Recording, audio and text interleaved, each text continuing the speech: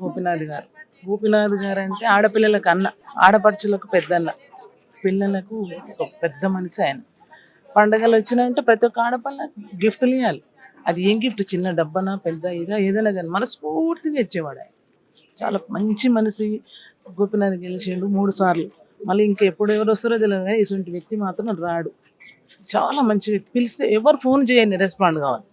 అన్న గోపన్న సరే అమ్మా ఇక్కడ ఏందమ్మా చెప్పండి ప్రాబ్లం అలా అట్లా స్పందించే మనిషి అంటే గోపీనాథ్ గారు. గోపీనాథ్ గారు ఇట్లా మా చనిపోయిందంటే మేము ఎవ్వరం జీర్ణించుకోలేకపోతున్నాం.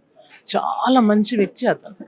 పార్టీలకు అతీతంగా పనిచేసిన వ్యక్తి. అందరినీ మంచి ఒక పెద్ద గొప్ప మనసు. కేసీఆర్ తర్వాత గోపీనాథ్ గారు అంత మంచి అత్యున్నత మనిషి. చాలా బాధగా ఉంది ఈ విషయంలో.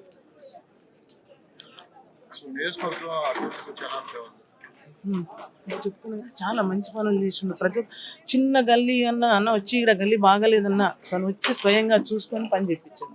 పనులైన అట్లా చాలా బాగా చేసిండు అతను. చాలా మంచి వ్యక్తి గోపీనాథ్ అంటే. అందరినీ నువ్వు చిన్న వ్యక్తివా, నువ్వు పెద్ద లీడర్వా, చిన్ననా కాదు, రావాలి కలవాలి చెప్పండి, దగ్గరికి వచ్చి దూరంగా ఉంటే రండి ఏది మీ ప్రాబ్లం పిలుచుకొని మరీ మాట్లాడే వ్యక్తి గోపీనాథ్ గారు.